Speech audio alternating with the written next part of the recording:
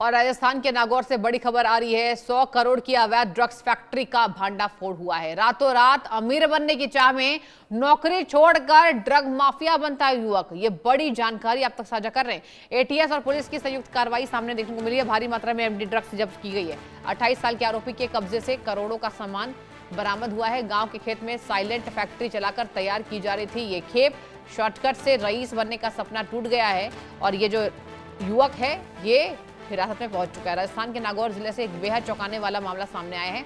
सनसनीखेज खबर आपको बताएं, जहां रातों रात अमीर बनने की हवस में एक होनहार युवक को अपराध के काले दलदल में ढकेल दिया। महज 28 साल की उम्र में अपनी भली भांति चल रही नौकरी से इस्तीफा दिया है और शॉर्टकट से करोड़पति बनने का सपना देखने वाले शख्स का कानून के लंबे हाथों ने पूरी तरह पर्दाफाश कर दिया। एटीएस और स्थानीय पुलिस की संयुक्त टीम ने गुप्त सूचना के आधार पर नागौर के एक सुदूर इलाके में छापेमारी कर 100 करोड़ रुपए से अधिक की कीमत की अवैध एमडी ड्रग्स बनाने वाली मिनी फैक्ट्री को ध्वस्त कर दिया है। पुलिस के मुताबिक गिरफ्तार आरोपी ने केमिकल साइंस की अपनी पढ़ाई की है। तकनीकी जानकारी इसके पास था और इस्तेमाल कर समाज में जहर घोलने के लिए किया गया। उसने एक दूर दराज गांव के खेत में अवैध लैब स्थापित कर रखी थी, जहां बिना किसी की नजरों से आए रोजाना करोड़ों की कीमतों की नशीली दवाएं तैयार की जा रही थी। आरोपी की मंशा देश के बड़े शहरों और युवाओं तक इस घातक एमडी ड्रग्स की सप्लाई कर चंद महीनों में अकृत संपत्ति बनाने की यहां पर मंशा थी। हालांकि एजेंसियां सख्त है। मुस्तैदी और सटीक खुफिया इनपुट के चलते इस अवैध नेटवर्क का समय रहते खात्मा कर दिया गया। राजस्थान से ये बड़ी खबर।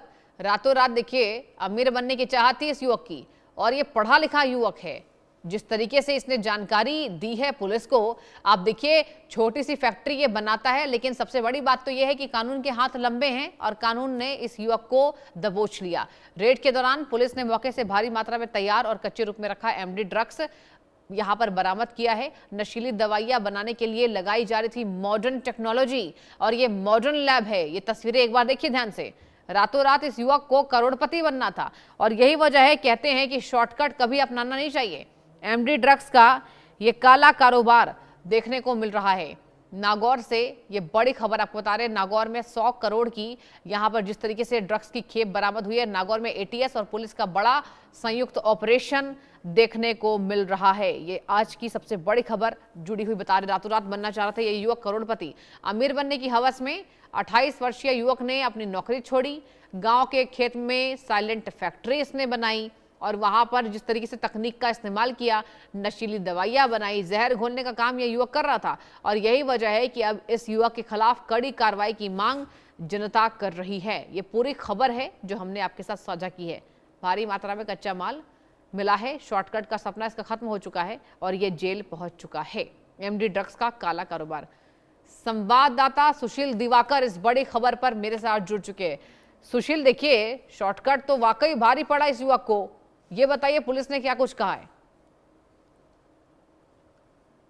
जी, आपको बता दें कि नागौर के अंदर जो पुलिस ने एक ही हफ्ते का की है। इससे पहले जो है 10 तारीख को नागौर पुलिस ने जो है यहाँ के एक दीप कॉलोनी के अंदर छापा मारा और वहां पर एक मकान के अंदर करीब 20 करोड़ रुपए की एमडी बनाने की एक फैक्ट्री का भांडाफोड़ किया। और उसी पूरे मामले में जब आरोपी से पूछताछ की गई, कड़ी पूछताछ की गई, तब ये बात सामने आई कि जोधपुर रोड पर उसकी एक और बड़ी फैक्ट्री है जहां पर बड़ी मात्रा में एमडी बन रही है। जब पुलिस वहां पर पहुंची तब पुलिस के खुद के होश उड़ गए। वहां पर करीब 100 करोड़ की एमडी जो है वो वहां पर बरामद की गई। इसके साथ ही एमडी बनाने के अत्याधुनिक तमाम संसाधन वहां पर उपलब्ध है। तो बड़ी मात्रा में नशे का कारोबार जो है वो फैल रहा था। बड़ी मात्रा में नशा बनाने की जो फैक्ट्री है उसका कहीं ना कहीं पुलिस ने भांडाफोड़ किया। और इसके बाद जो है वो नागौर पुलिस है के लिए अब बड़ी टास्क ये रह गया, बड़ा काम ये रह गया कि इस पूरी चेन को पुलिस खंगालने में लगी है। पता लगाने का प्रयास किया जा रहा है कि इसका पूरा नेटवर्क कहां तक फैला हुआ है। बिल्कुल, और देखिए नेटवर्क वाकई बड़ा हो सकता है सुशील, क्योंकि ये जो युवक है ये पढ़ा लिखा है और आमतौर पर जब पढ़े लिखे लोग इस तरीके से हरकत करते हैं, कहा जाता है बड़ा नेक्सस हो सकता है और पुलिस को पहुंचने में कहीं देर ना हो जाए। ये बताइए इसका कोई और साथी है क्या?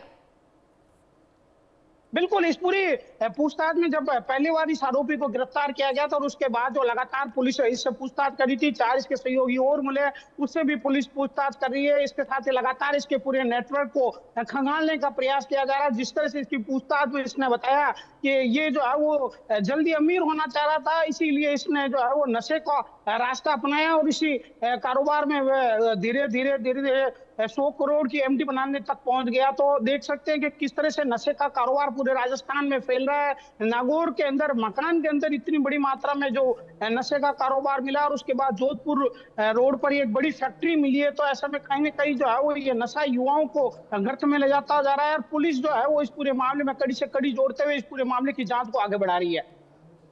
यानी कि कुल मिलाकर पुलिस हर एक एंगल से जांच पड़ताल कर रही। सुशील, ये भी बताइए, इस युवक ने कुछ बयानबाजी की, इस युवक ने अपने बचाव में कुछ कहा कि आखिर क्या ये मंशा थी पीछे और शॉर्टकट का इतना यहां पर इतनी जल्दबाजी जिसने जहर घोलने का काम किया इस युवक ने?